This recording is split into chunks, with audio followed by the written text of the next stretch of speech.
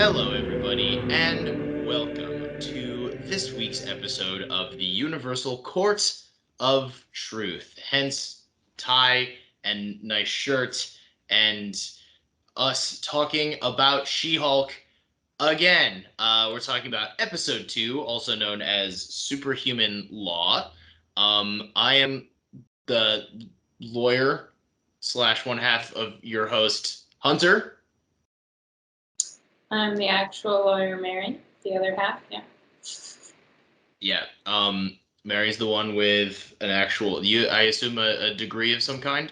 I do have a lot of Yeah, that. that's usually you need one of those to be an actual lawyer. So I'm glad that you got one. Mary, please start us off with your general thoughts, feelings, opinions, and emotions about She-Hulk Attorney at Law episode 2. I mean, I really liked it. Again, I think we talked about it in the first episode. We've gotten to see four of them, so it's kind of hard sometimes. I just like it all. So I like this one too.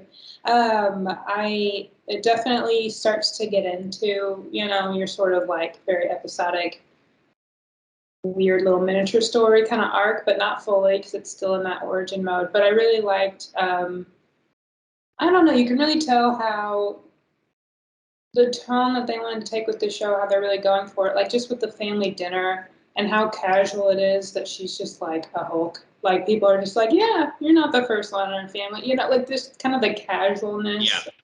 What normally in these films is like, most wild thing ever. So I do really like it. It's very grounded because of that. And it's just different and it's funny. I think that's the big obviously plus for the show. It's genuinely very funny. It is really funny, and I'm glad you brought up the not even the first Hulk in the family, because I wrote that quote down as like I loved it. It's so like indicative of exactly what they're trying to do with this show, of like just show this universe from a different angle. Like I did like the family aspect of this episode a lot, in the sense that um I feel like most superheroes in superhero movies and stuff, it's like they either never see their family or their family's entirely dead, and that's just like a trope of the genre. And it was actually really cool to see Jen like publicly become a superhero, be a Hulk, and then she has to go to a family dinner with this family that lives and exists in a universe where superheroes are sort of just commonplace now. And on top of that, she's again literally not even the first superhero in their family. And then her dad has that great line about like, and you didn't even like level a city, so you're already doing better than the last one, which is really funny. Um, but yeah, I thought this was a really strong episode too. I really like this episode. I like how this works with the first one. Like you said, we've already seen the first four. So it would actually kind of surprise me when the first episode released by itself. Because as much as I like the first episode, I really feel like these two episodes, they just are so strong together. And part of me wishes that they had released together, and yada yada yada. Not that that matters too much, but I do really like this episode as sort of like an epilogue to the origin, and also like setting up the premise of the rest of the series, because the other big thing that happens in this episode is Jen becomes an actual superhero lawyer, as promised by the trailers. Yeah. And I think it's really great. And we see her go talk to Emil Blonsky, aka the Abomination, and we see what he's been up to since 2008.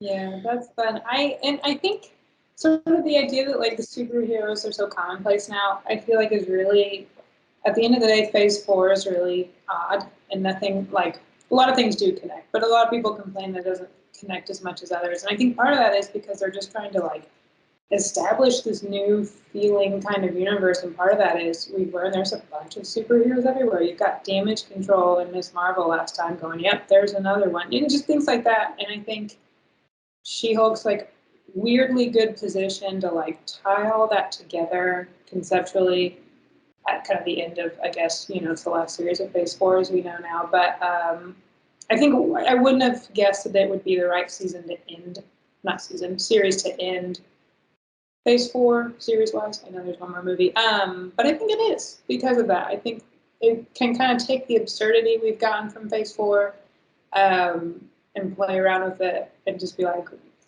the Marvel Universe is different than it was when Endgame came out. Right. Yeah. I very much I feel the same. Like I don't think that a She-Hulk series, at least not a She-Hulk project, at least one that exists in the way that this one does, could not have existed in like phase 1 or 2, or at least not. It couldn't have functioned the same way and worked as organically. Like it is really cool that by the time they did get around to She-Hulk, they had already established this like entire large working universe, and now her like there being a superhero law division in the first place makes so much more sense than if like Iron Man had just appeared and like there was a Hulk and then Hulk She-Hulk, and it wouldn't have been She-Hulk as we know her here. They would have gone with something, probably because I really really really like this. Um, yeah, I'm for the folks at home. I am currently dog sitting, which is something that we're not going to be able to get around in this episode. Um, I have to go check on those dogs really, really quick. So Mary, please, why don't you refresh the memory of people on what's been going on with the Abomination in Sure. in the MCU, and talk about it a little bit, and then I'll pop back in one quick second. Okay. Sounds good.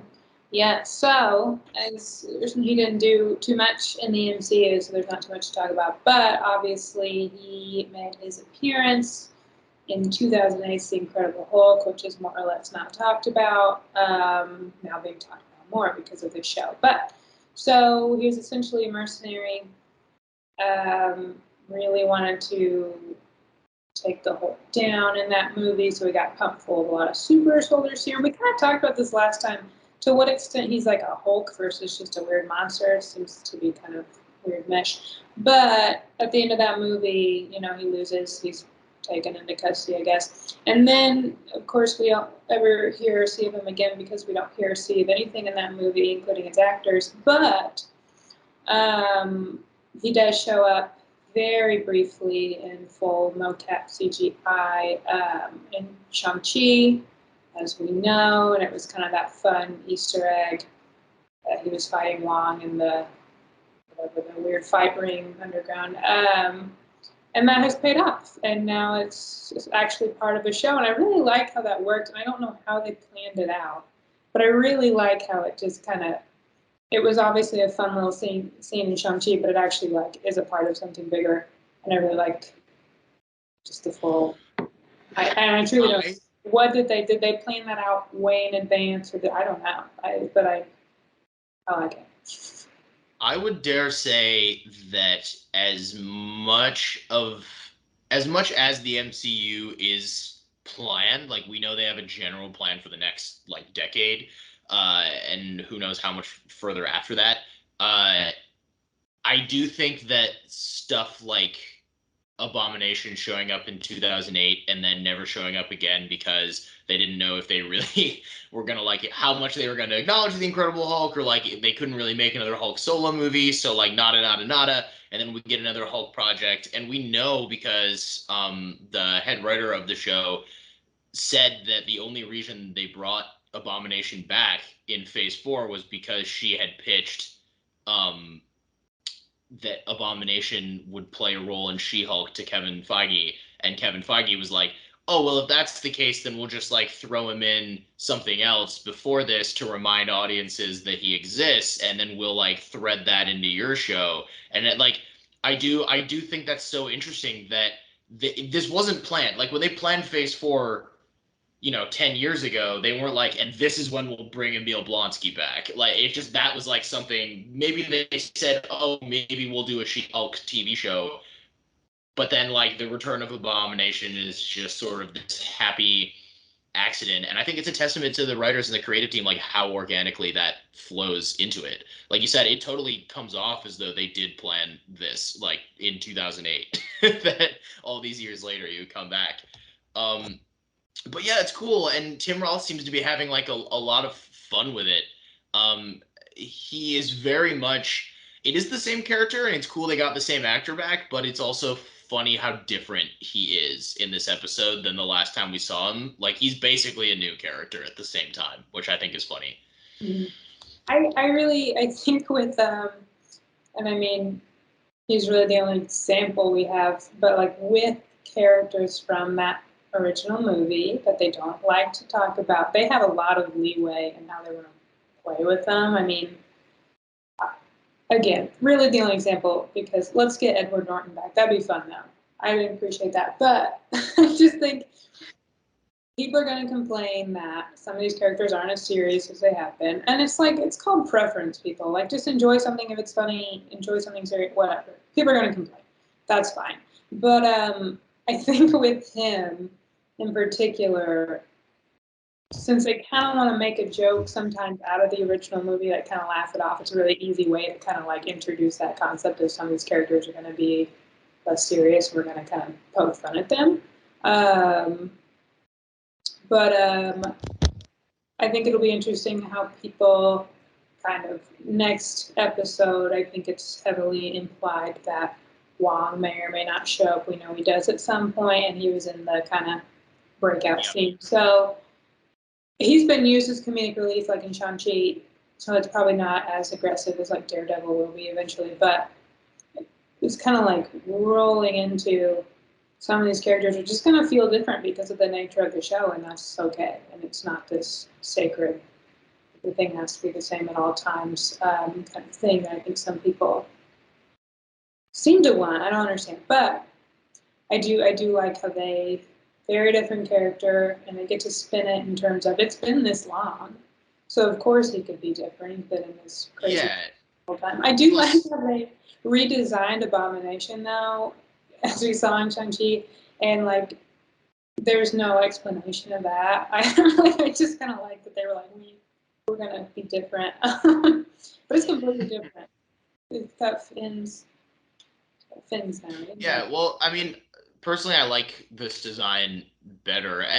And again, these are all things that can be explained away rather easily. Like you can just say, "Oh, he mutated further," or like, so does it make perfect sense? No. Does it work for me? Sure.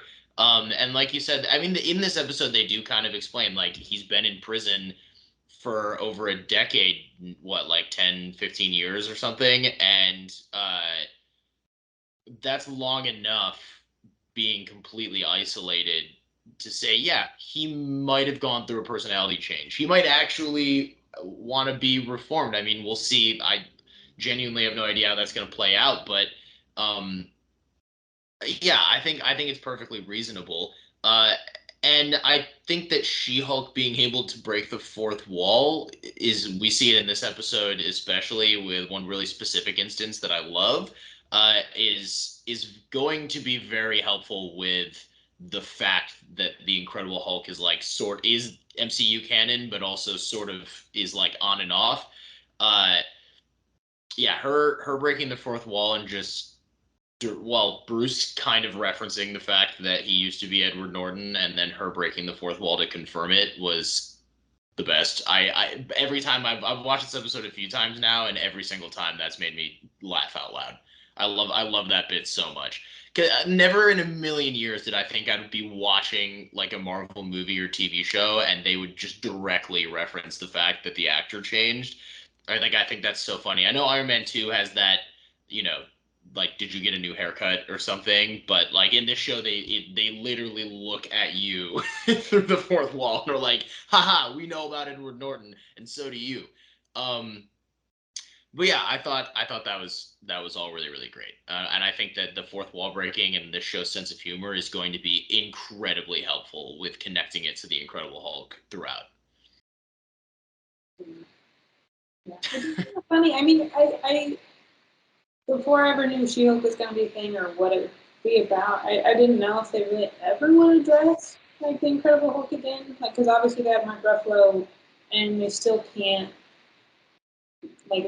I mean, they can produce Hulk films, but they don't have like the full distribution rights. Universal has like the first Yeah, it's all right, complicated. yeah, refusal essentially. So obviously they haven't done any solo Hulk movies, but they kind of created this very relatively different character because they never mentioned the first movie. And other than saying I destroyed Harlem, they do mention that sometimes. But so it's kind of fun that this is essentially their way of actually bringing up that movie again, sort of one of the black sheep of the MCU with Thor 2.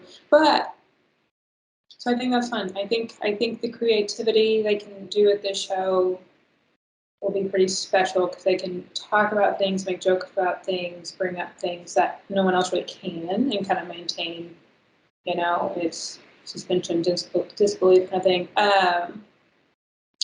Yeah, that was just kind of rambling, but yeah. Yeah, no, you're good. And going back to the idea that this show is sort of like the connector of all of the MCUs, like even characters who don't appear. I mean, in the last episode, you have the whole like, is Captain America a virgin joke? And in this, there's like a great bit where her dad is asking about how does Hawkeye get his arrows, which was a joke in the Hawkeye show. But like, it's the little stuff like that that makes me smile, where you're like, oh yeah, that's right. Hawkeye literally just had a show. I already kind of forgot he was part of this universe, just because there's like so much to remember. And then it's like, hey, you know something I think about? Where's Hawkeye's arrows going? How's he getting those guys back? Like, I love that that's a thing that people are asking within this universe, and I love to see it. I wrote on my notes app Hawkeye in all caps just because I love him very dearly, and I am excited every single time that he's mentioned. Um, this episode also addresses how she Hulk gets her name, and I thought that was fun because they also sort of set that up in the first episode, which I think is really really great.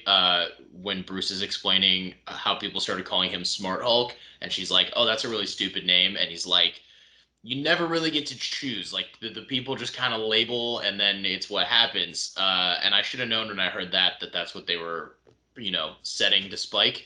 But then the very beginning of this episode, that's exactly what happens. Some random dude on the news is like, "Hey, She-Hulk," and it sticks.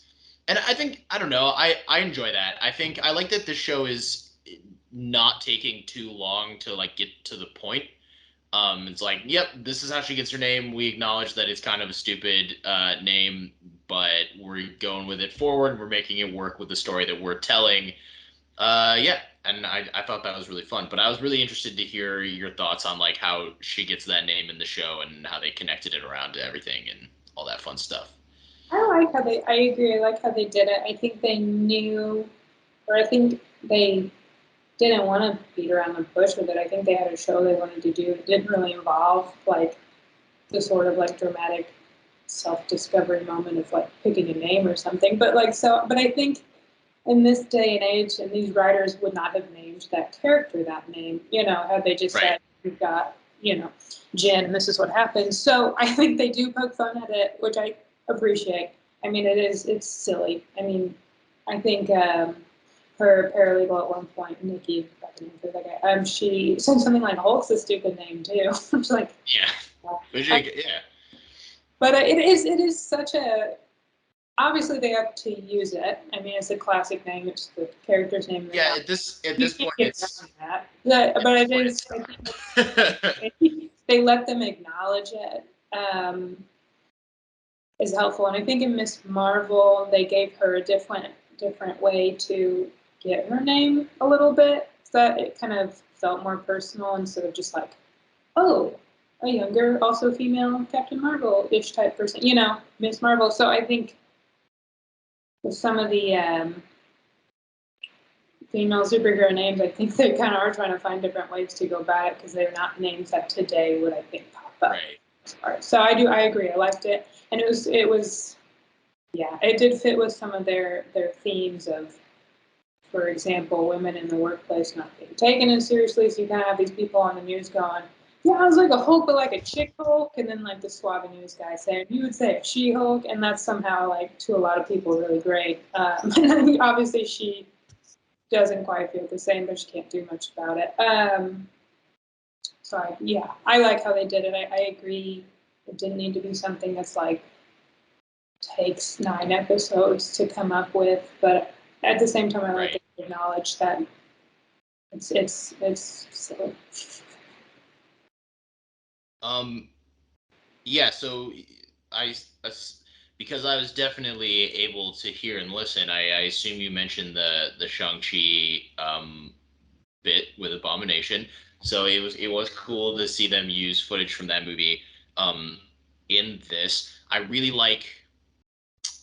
like when Jen gets to like double down on like even more than the Hulk stuff. I loved Jen just going in and being like, I'm advising you to do this, or like I'm advising you not to do this, and then just having to like deal with her client. For me, maybe it's because I love Better Call Saul and I'm now just like really sucked into like lawyer TV. But I have more fun with Jen doing lawyer stuff in the show than I do with like her being a Hulk. And then this episode was no different. I am curious, not that you would ever be in this situation ever. And we might get to talk about this more in future episodes. But if you were a lawyer and someone said, "Hey, you have," I mean, you are a lawyer, but if you were a lawyer in the Marvel universe and someone was like, "Hey, you have to go represent the Abomination. He says that he's reformed and he wants to get out. Are you accepting that case? And if you do accept that case, how are you going about that? Like, if you go and you have that same conversation that Jen did, is it playing out similarly? I was actually kind of impressed, not the right word, but like pleasantly surprised that like the whole conflict of interest thing had popped up. Like, I mean, it makes sense. Like, obviously, she kind of knows this guy and his personal history, but in terms of kind of like how that procedurally would have played out, had her new job or boss telling her, I like that they included that because for sure, I mean, that is a big deal. And the client in that situation, when there's a conflict of interest that obvious, does have to waive it, which that's what her boss says. She's like, oh, it's fine. Okay, cool. I was wondering if that was a real because I don't know much about being an actual lawyer, but I do know that like conflict of interest is a very real thing. And I guess I didn't realize that if you signed some paperwork it could go away. Like I thought that you fully were not allowed to be. Yeah, I mean, there are different kinds of conflicts of interest. Some you can't get around, but those are usually when it comes to like a judge's conflict of interest, obviously over a case or something like that. I mean, with two people, client, lawyer, ultimately it's still the client's choice. You know, so their kind of free will outweighs everything else at the end of the day. But generally speaking, like you would not go into that unless you really, really wanted to. And ethically speaking, unless you feel like your preconceived biases or whatever, you know, you tried to kill your cousin very aggressively, like it wouldn't affect you. Which realistically, who can actually say that? I don't know, but I did like how that was included as kind of a she's a good lawyer, and that was like her first thought is this isn't appropriate, like professionally. Yeah. It's a very realistic thing in this situation that should come up. Um, yeah, I was very curious about all of that. Again, I was more so because this episode is more so just setting up a potential case. I mean, the quote unquote cliffhanger ending is, the fact that this case is about to get a lot more complicated. Um, in fact, actually, while we're on the topic, this is we're gonna have to. I'm gonna make you do this every week, just so you know. It's like extra homework because I find it interesting. But like, so you've accepted the case, you have that conversation with the Abomination, and then you turn on the TV and you find out that he's lied to you and he actually has broken himself out of, or has been broken out of prison and turned back into the Abomination and was participating in like a fighting match. is that salvageable at all? Like realistically, I mean, I don't know what's gonna like. With the show could be its own thing, but in a real world scenario, Yeah, I mean, I was never sure. I mean, we haven't seen episode 3 at all, but I was never sure if he broke out after that conversation, or broke him out, or whatever happened after that conversation, or if he had done it already and just didn't say anything. So I don't know, like, the lying to or not. I think if your client was directly lying to you, that would be a bigger issue, because right? I think you'd have trouble really kind of trusting them and being like a genuinely okay lawyer going forward, because you don't know if what you're even saying is true. And in some cases, it does actually matter. So, but lost my train of thought a little bit. What were we talking about? We were We're talking about is if this is your client and you find out that he's lied to you, oh, like okay. is it salvageable? You don't necessarily have to explain like what you would do per se, but is it like Yeah, or no, is that that's like horrible. I think the fact that that's like the last scene shot of this episode is her going. I think she says like that sucks. yeah, Pretty much your reaction to that situation. As a lawyer, you're supposed to be a zealous advocate for your client. So that would include still, in theory, no matter what, putting the best case forward you have. Obviously, in that situation, your best case just really completely seems like you've lost it forever. Um, so that would be plenty reasonable for an attorney to withdraw or ask to withdraw. You can just do that test. But and realistically, because I think part of it, there's like a trust aspect, and if lawyers really have no idea what their clients are saying or doing, or if it's true, like they can't actually act as that in an ethical way. Whether or not that always happens, make your own judgments, watch your own lawyer TV. But I think in that situation, her first step would be obviously talk to him, see what actually happened and what's going on. But at that point, I mean, just that case in general seems pretty rough at that point. But we don't know the full story yet. yeah, we don't. But another thing that I wanted to talk about was we actually get to see GLK and H. Like we get to see the offices, we get to see what that environment is like, and we get to meet a new cast of characters who seem like they're going to be important in Jen's life, including her boss and a new coworker in the superhero law division named Pug. And we have barely seen anything of Pug at this point, but he has won over our hearts and minds because he is one kind, two sort of suave in a really awkward way, and three knows where the best bathroom to poop is, and all three of these things are very important. Um, Pug is a comic book character, Yes. as a lot of these characters are. Um, Nikki's what I like that this episode. I'm just gonna interview you. All right, what is Pug's role in the comics? in the comics, he's another lawyer as well. His full name's like, I his first name, but his last name's like Puglisi or something like that. So it's just, Yeah, it's, I always they pronounce kind it like of straight to Pugliese or Doug. something, and I was like, Yeah. It, they met because she had just started her job there, and he happened to live in the same building. So they became really good friends. And I want to say there was almost like somewhat of a romantic thing, or like straight up. No, they became roommates at one point. But I think there's like a tension there. And maybe I haven't read enough, and maybe they do. But they get pretty close. But my sense when reading the comics, you obviously don't hear the characters speak, but I definitely would not have pictured him with the voice that actor in this episode gave him, which I really like, but it to me doesn't feel like the same character I remember reading. To each their own on that, but he has a very distinct kind of southern uh, draw-ish going on, but like not fully. It's odd. I don't know, but I like it. He seems nice. But yes, yeah, the last name is very like Italian. yeah, yeah. I don't know what. I don't really know what like his. It's just. I think something along those lines. But yeah, Pug is great. I'm excited to see more of Pug. Again, he's not really in this episode that much, but him being introduced in such a fun way, I did kind of want to touch on it. Um, Also, GL, I literally wrote this on my phone because I always mess up the order of Yeah, GL, K, and H. Um, is that the same boss that she has in the comics? yeah, it's Holloway Is again. he equally as I mean, he looks about the same, kind of that gray-haired older man vibe going on. I think in the show he is.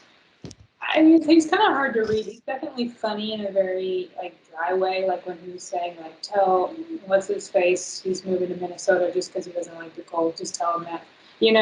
Just little things like that. I don't feel like. I felt like the character in the comics was a bit more straightforward, not really heavy joke per se. But again, he's in plenty of the comics. They're just not. I don't remember exactly, but same vibe. Um, one, one thing I will say, I'm making this claim now. This is my first theory of the season.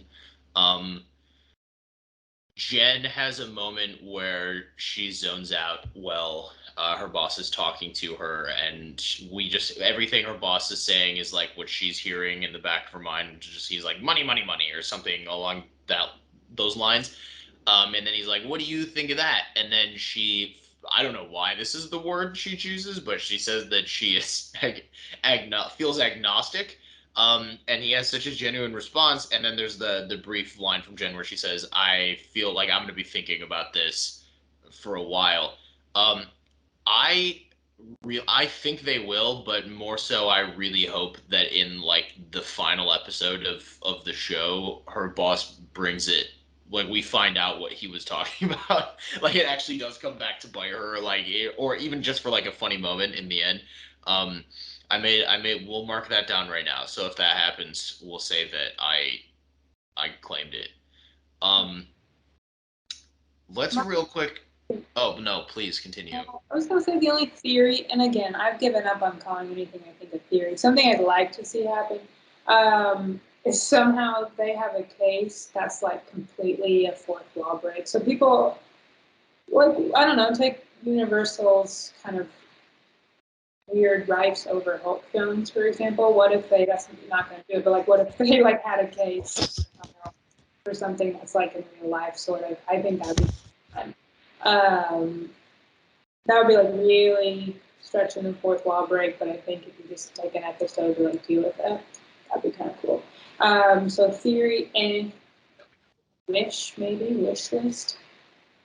Yeah. I would actually really like that, especially like we were just talking about earlier, how like this dealing with the Incredible Hulk and Universe and all that stuff. Like this is the perfect show to do it. And actually that would be really awesome, and I would love that.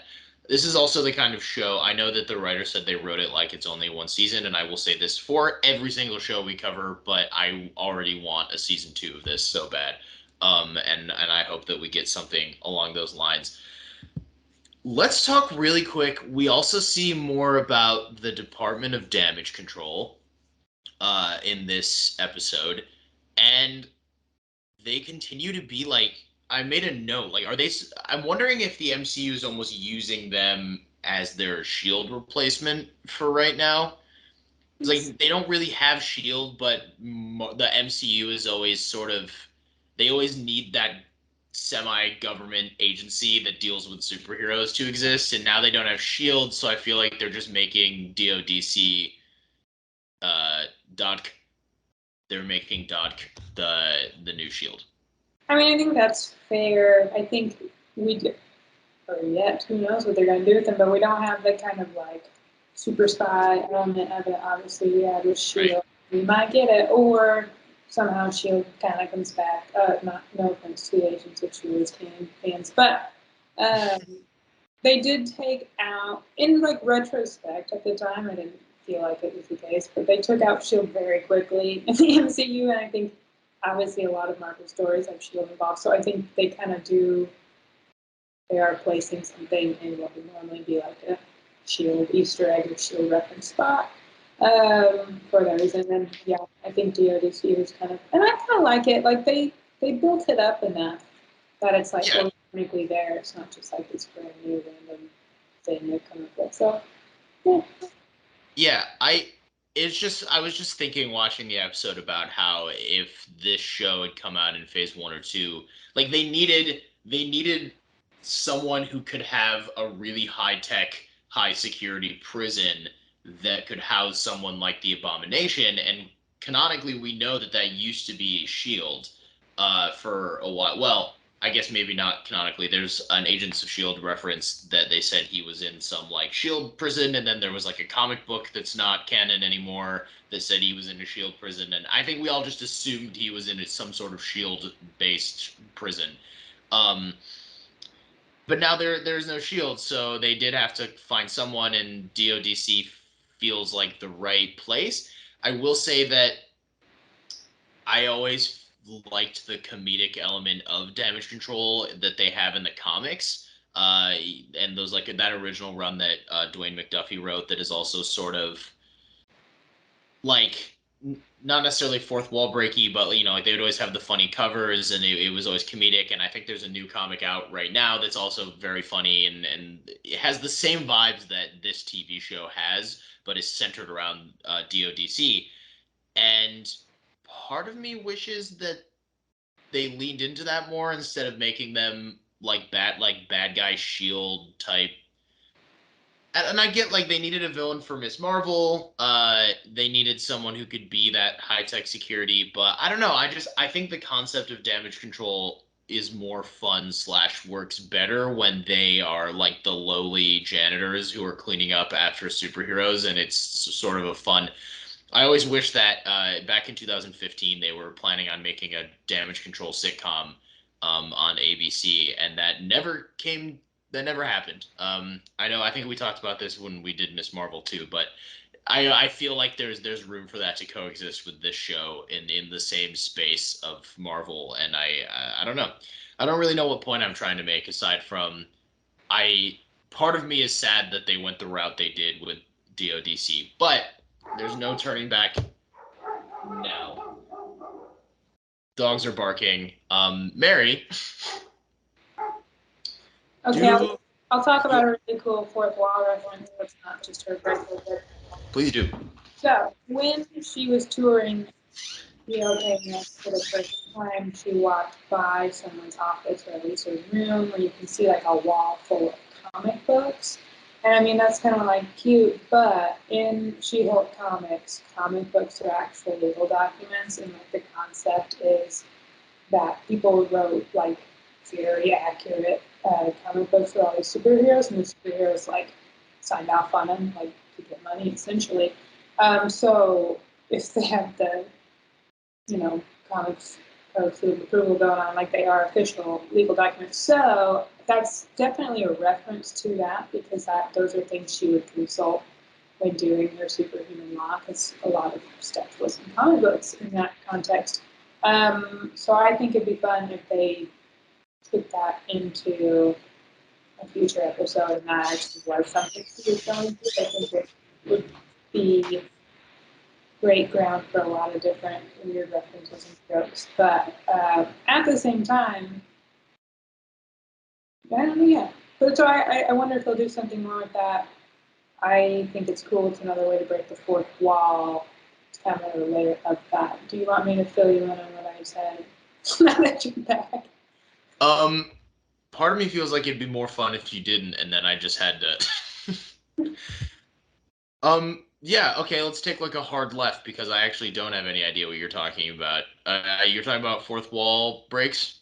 Yeah, so in the law firm, which is given the tour, one of the offices, you can kind of see in the background, there's like a wall of comic books, or it looks like comic books. In She-Hulk Oh, right. comics are like legal documents, and the concept is that somebody actually made these comics based on them, and they like licensed it. And so they, yeah. Yeah, in the comics, like when she joins the firm, like those are like resource materials that she like goes into, and like even her own, like she's like, oh, I did this, I just and it's like it's fun because in the comic run, it was literally an image of her first issue that she was looking at, like not drawn within like the context of the regular comic you're reading. It's like the actual.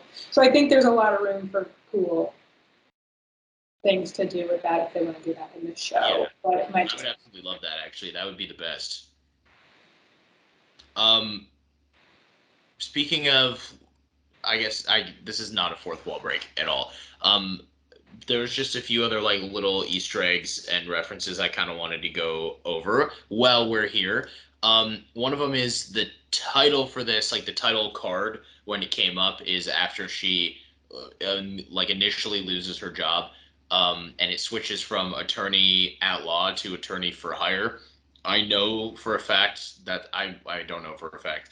It's probably not a Heroes for Hire reference, but for some reason I did get really excited when I saw that. Um, because the attorney for hire could rep the Heroes for Hire someday. Who's to say? That would be really great.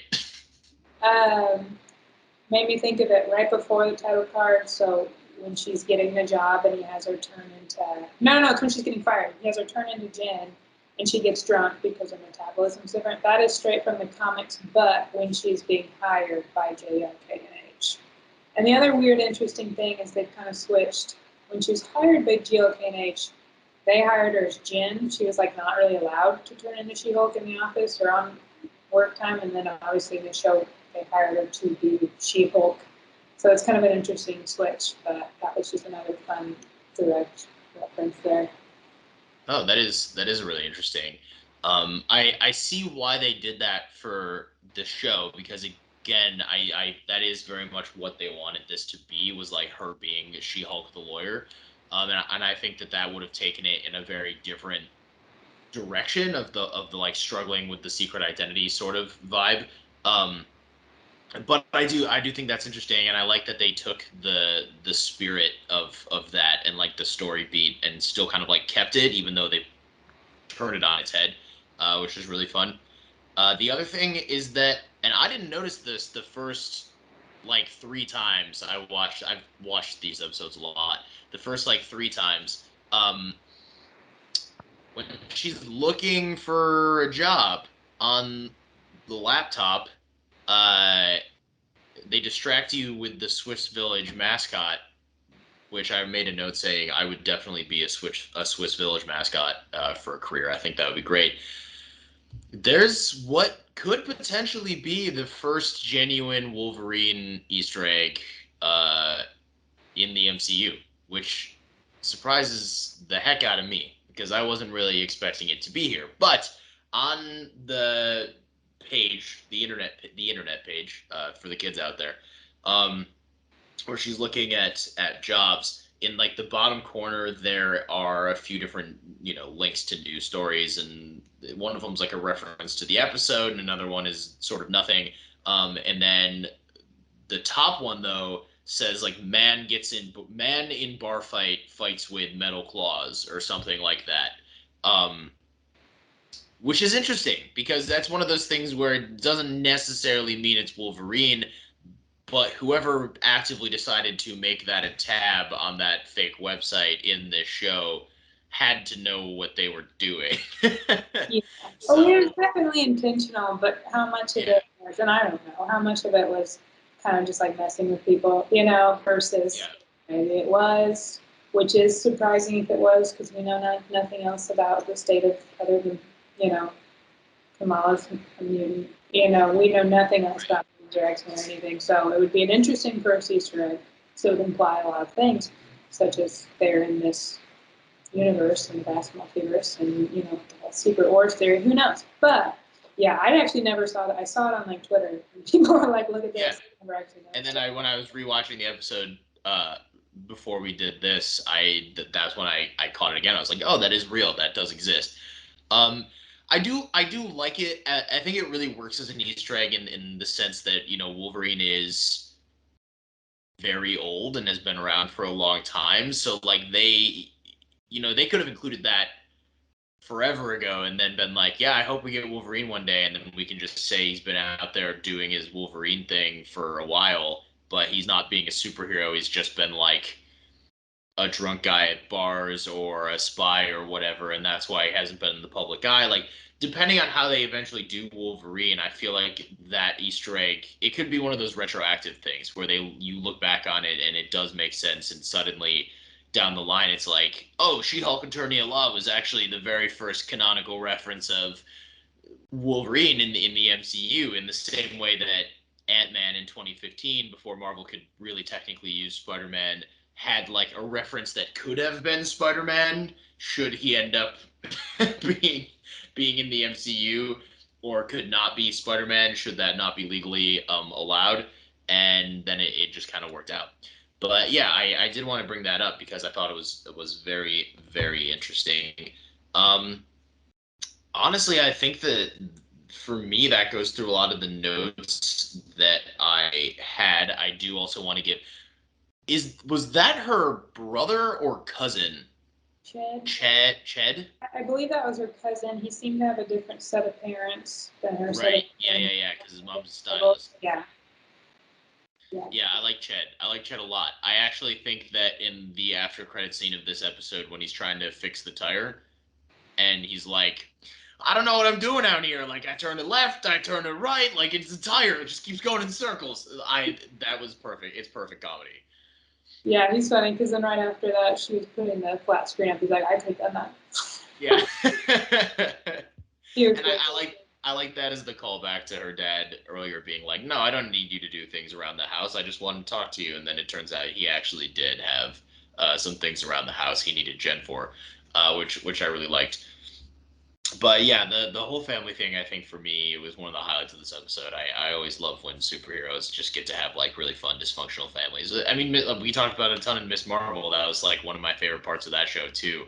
Um, but yeah, I just wanted to show my love for Ched before we changed anything up. Mary, is there anything else you really wanted to say about this episode? Any more comic book references that you noticed? Any more, adaptations, things turned on its head, theories? There was one other very specific thing. I can't remember. Does it have to do with law? I no, I was thinking of because Ron and I would do the from page to screen stuff, and he's like on vacation, just weirdly. So I have to do it. So I was just thinking what I wrote down for that.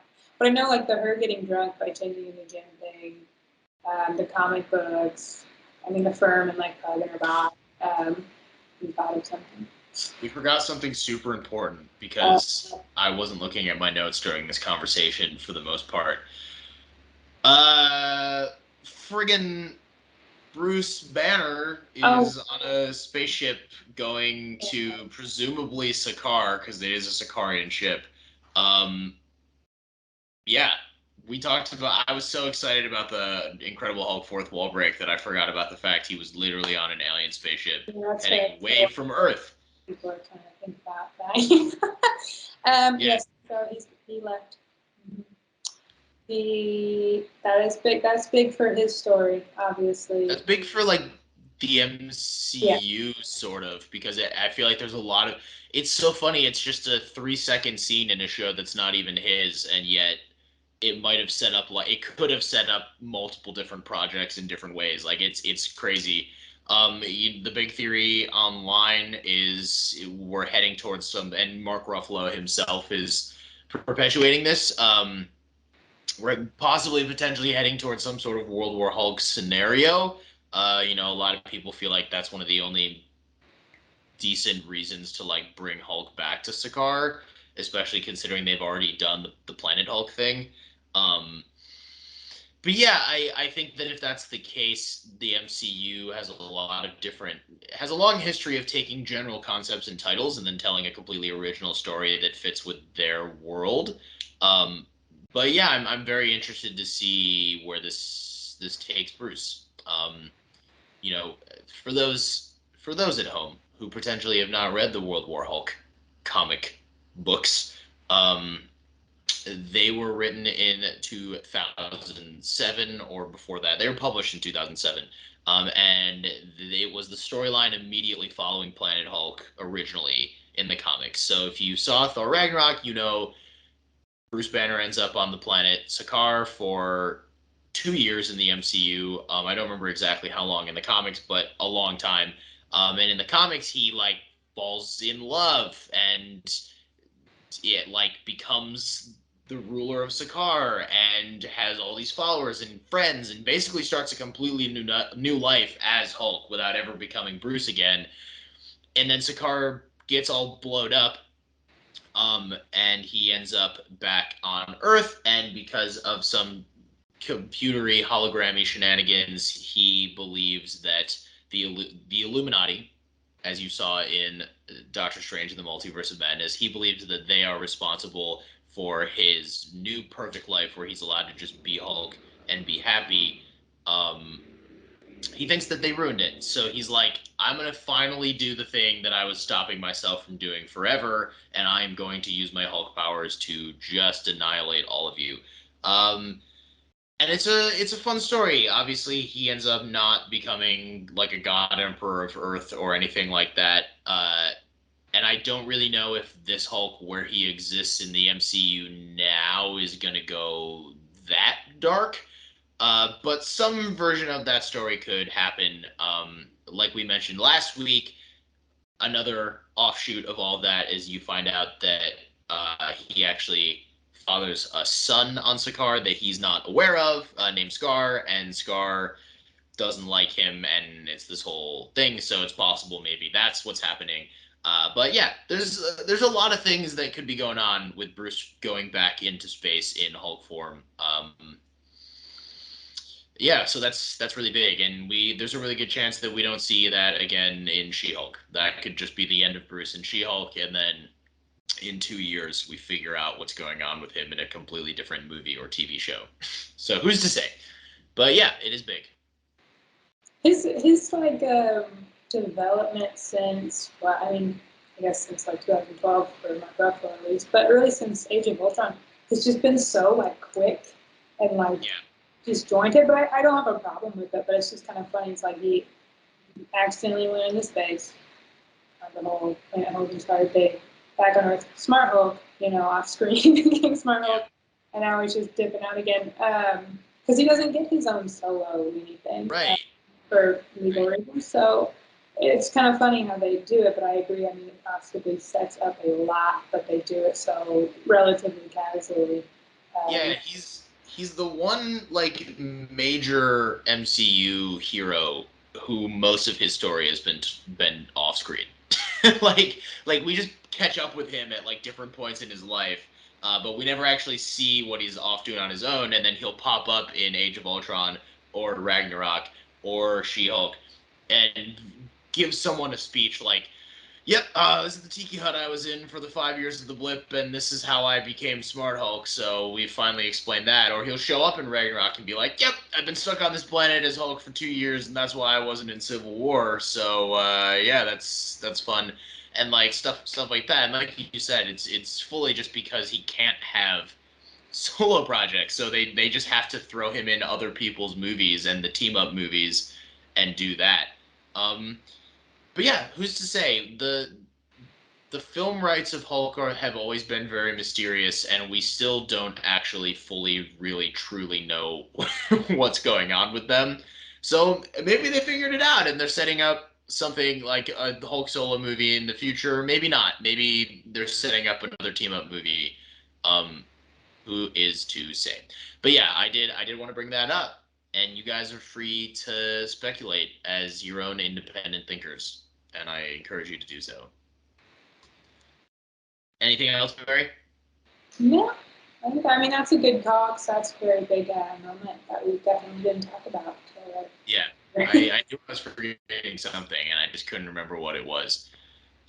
Okay, then with that, I will bid you adieu. I think I have made my case for why I like this episode. Because don't forget, people, this is a courtroom now, not a church.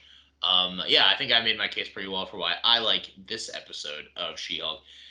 Mary, as real lawyer and fictional judge, what is your ruling of She-Hulk episode 2? well, I like it. It's really good.